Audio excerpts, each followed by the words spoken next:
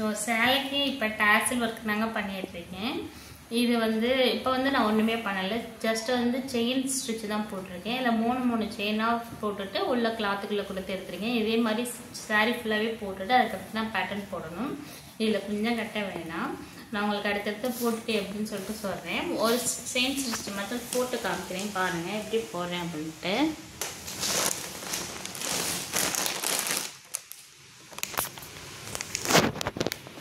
இதில் வந்து 3 தான் போடணும், ஏன்னா அந்த பேட்டர்னுக்காக 3 போட்டாச்சு. போட்டதுக்கப்புறம் இப்படி வச்சுக்கிறேன், வச்சுட்டு ஜஸ்ட் உள்ளே கொடுத்துட்டு வெளியில் எடுத்து